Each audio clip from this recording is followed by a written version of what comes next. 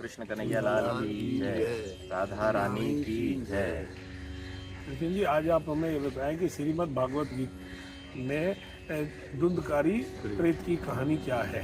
हाँ, श्रीमद् भागवत के महात्म्य में ये दूसरी कहानी है धुंधकारी प्रेत की। इसमें एक वर्णन आता है कि कर्नाटक में तुंगभद्रा नदी बहती है।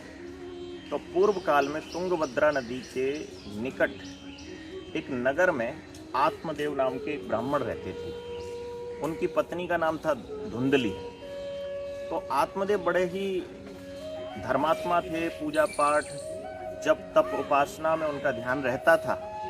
लेकिन उनके जीवन में एक बहुत बड़ी कमी थी, वह थी संतान की कमी। तो उनको वो कमी व्यथित करती रहती थी। जब किसी भी प्रकार से उनके संतान उत्पन्न नहीं हुई तो वो एक बार वन में गए। वन में देखा तो एक महात्मा तपस्या कर रहे हैं। उनके सामने जाकर उनको प्रणाम किया और अपने मन की व्यथा उनको बताई कि महात्मन, मेरे कोई संतान नहीं है, तो क्या आप अपने तपोबल से कुछ ऐसा आशीर्वाद दें कि जो मेरे संतान उत्पन्न हो जाए। महात्मा तत्वदर्शी थे, तो उन्होंने ध्यान करके देखा कि इसके में संतान योग ही नहीं है। तो उन्होंने कहा कि देखो आत्मदेव, मैंने देखा कि इस जन्म में तो क्या, तुम्हारे 7 जन्मों में भी कोई संतान नहीं है, संतान का सुख नहीं है। तो इसलिए ये मन से इच्छा त्याग दो और तुम केवल भगवान का स्मरण करो और अपने मन को भगवान के चरणों में लगाओ। लेकिन आत्मदेव संतुष्ट नहीं हुए और महात्मा से कहने लगे कि आप तो सन्यासी हैं, आप क्या जाने संतान सुख कैसा होता है। जब छोटे छोटे बच्चे घर में खेलते हैं तो उसका आनंद ही अलग होता है, इसलिए आप तो ऐसी बातें करोगे। आपने तप किया है, आपके भीतर तपोबल है, तो क्या आप उस तपोबल के प्रभाव से मुझे कुछ ऐसा आशीर्वाद नहीं दे सकते जिससे मेरे यहाँ पर संतान उत्पन्न हो।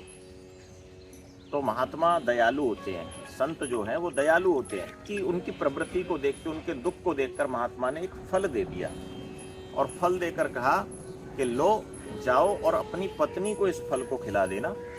लेकिन पत्नी जब 1 वर्ष तक उसको सत्य, क्षमा, दया, शौच इत्यादि धर्म के लक्षणों के पालन करने होंगे, किसी भी प्राणी के प्रति दुराग्रह नहीं रखना होगा।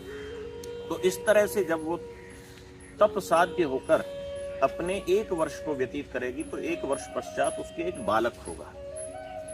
आत्मदेव ने फल लिया और वो चल दिए अपने घर की तरफ। और जब पत्नी के पास पहुंचे तो उन्होंने कहा कि देखो, महात्मा ने ये फल दिया है, इसको पालो प्रसाद रूप में और इसके पाने के बाद एक संतान उत्पन्न होगी, ऐसा उनका आशीर्वाद है। धुंधली की प्रवृत्ति ये थी कि वो अड़ जाती थी और दूसरों की बुराई करना, पड़ोसियों की बुराई करना या विवादों में पड़ना। तो बोले कि मैं और ना खा पाऊंगी मैं बहुत ज़्यादा। तो उसने सोचा कि ये क्लेश कौन पाले, तो अब क्या करें। तो अपनी बहन से जाकर बात की और बहन के एक बालक होने वाला था। तो बहन ने कहा कि बहन देख, मैं तुझे अपना बालक दे दूंगी, लेकिन मेरे पति को कुछ धन चाहिए इसके बदले। तो धुंधली ने कहा कोई बात नहीं, धन मैं दे दूंगी, लेकिन तू अपना बालक मुझे दे देना।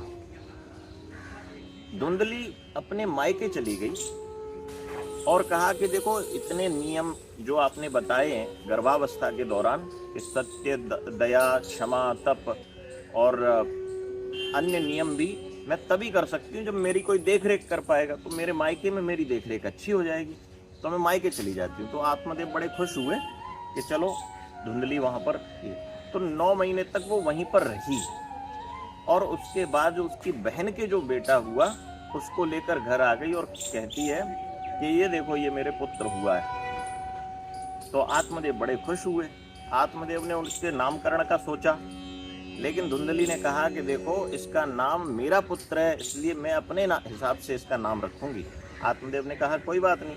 तो उसका नाम ने रखा धुंधकारी। से जैसे धुंधकारी बड़ा हुआ तो उसकी प्रवृत्ति बड़ी ही खराब थी। यानी एक लालन पालन में जब कोई बच्चा पलता है, बढ़ता है, और उसकी नाजायज मांगों को भी जब पूरा किया जाता है तो उसकी प्रवृत्ति खराब होने लगती है।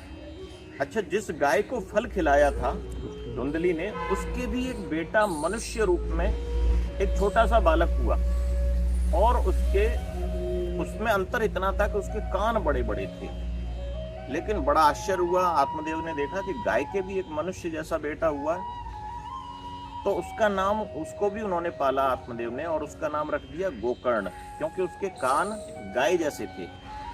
तो एक तरफ एक ही परिवार में दो बच्चे पल रहे हैं, एक में धुंधकारी है और एक में गोकर्ण है। तो धुंधकारी की जो प्रवृत्ति थी वो विषय वासनाओं में भटकने की, तो उन नाजायज मांगों को करते करते वो बालक बिगड़ गया। लेकिन दूसरी तरफ गोकर्ण बड़े ही धर्मात्मा प्रवृत्ति के थे, और गोकर्ण बड़े होने लगे और धर्म की बातें सीखते हुए। धुंधकारी जब बड़ा हुआ तो अपनी माँ को ही पीटने लगा, क्योंकि वो धन समाप्त हो गया जिस पर वो खर्च कर रही थी। तो क्या मुझे और धन दे। तो माँ ने कुएं में कूदकर आत्महत्या कर ली। इस बात से दुखी होकर आत्मदेव वन को जाने लगे, और गोकर्ण ने उनको समझाया कि देखो पिताजी, ये संसार बड़ा नश्वर है, यहाँ पर किसी से मोह माया रखना ठीक नहीं है। तो इसलिए आप वन जाओ और इन सब से मोह माया त्याग कर भगवान के श्री चरणों में अपने ध्यान लगाते हुए अपने प्राण त्याग करना जब तक जीवन है। तो आत्मदेव उसकी गोकर्ण की बातों को सुनकर चले गए वन के लिए। अब गोकर्ण भी तीर्थ यात्रा के लिए चले गए। इधर धुंधकारी परिवार में अकेला रह गया, तो उसने वैश्याओं को अपने घर में स्थान दे दिया। वैश्याएं आती नहीं, उसके घर में रहने लगी। अब धन तो है नहीं, तो धन की पूर्ति कहां से हो, तो धन को वो लूट कर लाता था। कभी राजा के यहाँ से लूट के ला रहा है, कभी किसी राजवंश के व्यक्ति के यहाँ से ला रहा है, कभी किसी प्रतिष्ठित व्यक्ति के यहाँ से धन लूट कर ला रहा है। कुछ दिनों बाद वैश्याओं ने सोचा कि भाई ये तो इतने धन लूट कर लाता है, कहीं ये किसी दिन पकड़ा गया तो इसके साथ हम भी पकड़ी जाएंगी। तो मार दिया और उसके धन को लूट कर वो चली गई। अब ये हुआ कि जैसे ही गोकर्ण जो तीर्थ यात्रा पर थे, तो उनको भी पता लगा कि मेरा भाई अब नहीं रहा। तो गोकर्ण गया जी में श्राद्ध करके आए उसके लिए। लेकिन जब वो फिर वापस अपने घर पर पहुंचे गोकर्ण, तो लेटे हुए थे अपने आंगन में। तभी वहां पर एक प्रेतनुमा, एक विशालकाय भयंकर रूप दिखाते हुए एक प्रेत प्रकट हो गया।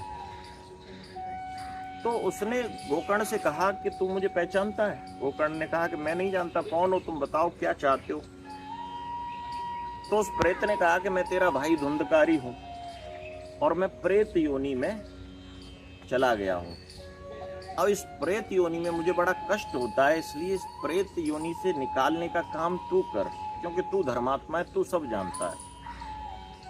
गोकर्ण ने कहा कि देखो, मैं तो तेरे लिए पिंडदान भी करके आया हूं गया जी में, फिर भी तेरा उद्धार नहीं हुआ। तो धुंधकारी बोला कि देखो, मेरा उद्धार नहीं हो सकता, क्योंकि मैंने इतने बुरे कर्म किए हैं कि कितने भी गया जी में पिंडदान कर लो, लेकिन मेरा उद्धार नहीं हो सकता।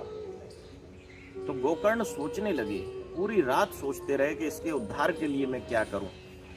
गोकर्ण एक धर्मात्मा व्यक्ति थे, वो जानते थे कि धुंधकारी पापी है, फिर भी उसके लिए प्रयास कर रहे हैं। पूरी रात सोचते रहे। जब सुबह सूर्योदय हुआ तो सूर्य भगवान साक्षात प्रकट हुए और उन्होंने मार्ग बताया कि देखो, एक ही मार्ग है इसकी मुक्ति का। कि क्या मार्ग है? कि भागवत का पारायण करो, श्रीमद् भागवत का पारायण करो। गोकर्ण को यह बात जच गई और गोकर्ण ने श्रीमद् भागवत का एक बड़ा आयोजन किया और स्वयं कथा सुनाई। पूरे गांव के लोग, जो आसपास के नगर गांव के लोग आके वहां पे इकट्ठे हो गए और गोकर्ण ने उनको कथा सुनाना प्रारंभ की। गांव के लोग वहां बैठे हुए, लेकिन धुंधकारी प्रेत भी कथा सुनने के लिए आया, लेकिन जब देखा तो उसे स्थान नहीं मिला कोई बैठने का। तो उसने देखा कि एक 7 गांठ का एक बांस गड़ा हुआ है। उसी बांस की पहली गांठ में वो ऊपर बैठ गया और पहले दिन की जैसे ही कथा समाप्त हुई है तो वो गांठ जो थी बांस की, वो तड़ तड़ करके एकदम फट गई और जैसे ही 7 दिन की जैसे कथा समाप्त हुई तो धुंधकारी एक दिव्य रूप में, पहले प्रेत के रूप में था, अब देव रूप में वो सामने अपने भाई के सामने प्रकट हुआ गोकर्ण की, और बोला कि गोकर्ण, तेरी वजह से ही आज मैं दिव्य देह प्राप्त कर पाया हूं। तूने इस भागवत का पारायण किया, इसी वजह से इस प्रेत को मुक्ति दिलाने के लिए भागवत ही सर्वोत्तम है। जब धुंधकारी और गोकर्ण आपस में बात कर रहे थे, उसी समय आकाश से विमान उतरा और भगवान के पार्षद उसमें आए और गोकर्ण को, धुंधकारी को अपने विमान में बिठाया और उसको लेकर जाने लगे। तभी गोकर्ण ने कहा कि कथा तो यहाँ बहुत लोगों ने सुनी है, तो इनके लिए ये विमान क्यों नहीं आया? तो भगवान के पार्षदों ने कहा कि देखो, कथा जिस भावना से, जिस एकाग्रता से और जिस तन्मयता से धुंधकारी ने सुनी है, उतनी एकाग्रता से इन लोगों ने नहीं सुनी। इसलिए इसके लिए विमान आया, बाकी सब लोगों के लिए अभी नहीं। लेकिन गोकर्ण एक ऐसे व्यक्ति हैं जिनको लोक के कल्याण की चिंता है, तो गोकर्ण कह रहे हैं कि मुझे इनका भी उद्धार कराना है। तो भगवान के पार्षदों ने कहा कि इसके लिए एक ही उपाय है कि तुम दोबारा भागवत का आयोजन करो और इनका ध्यान पूरा एकाग्रता से उस भागवत पर रहे। उन्होंने दोबारा भागवत का आयोजन किया 1 वर्ष बाद, और पूरा एकाग्रता से संपूर्ण नगरवासियों ने सुना, और भगवान के पार्षद आए, उतने ही विमान, जितने लोग हैं उतने ही विमान प्रकट हो गए, और उसी विमान में, उन्हीं विमानों में बिठा भगवान के दिव्य धाम में लेके चले गए। तो इस तरह से ये जो कहानी है श्रीमद् भागवत के महात्म्य की दूसरी कहानी है, और इस कहानी का तात्पर्य ये हुआ कि भागवत प्रेत का भी कल्याण कर सकती है। इस कहानी से कई शिक्षाएं मिल रही हैं। जैसी माँ होगी वैसा ही संतान उत्पन्न होगी, वैसा ही संतान का व्यवहार होगा। इस कहानी से कि अगर जीवन में आपके कोई चीज नहीं है तो उसकी जबरदस्ती मत करो कि वो मुझे भाग्य में मिलनी चाहिए। जैसे आचार्य से, जैसे महात्मा से उन्होंने प्रार्थना करी कि नहीं मुझे संतान चाहिए, उस संतान ने केवल और केवल दुख ही दिया। तीसरी बात कि अगर कोई धर्मात्मा व्यक्ति आपके परिवार में पैदा हो गया तो वह धर्मात्मा निश्चित रूप से संपूर्ण परिवार का उद्धार कराने के लिए सक्षम है, जैसे गोकर्ण ने कराया। चौथी बात कि बच्चों की अनावश्यक मांगों को कभी पूरा नहीं करना चाहिए, क्योंकि अनावश्यक मांगें पूरी होती रहीं तो एक समय ऐसा आएगा कि वो उसे आदत पड़ जाएगी उन अनावश्यक मांगों को पूरा करने के लिए। तो समय क्या होगा, उस समय वह अपराध की दुनिया में उतर जाएगा। तो इस तरह से ये कहानी, छोटी सी एक कहानी है श्रीमद् भागवत की, तो ये यहीं पे विश्राम लेती है। तो एक बार जोर से बोलेंगे, कृष्ण कन्हैया लाल की जय, राधा रानी की जय।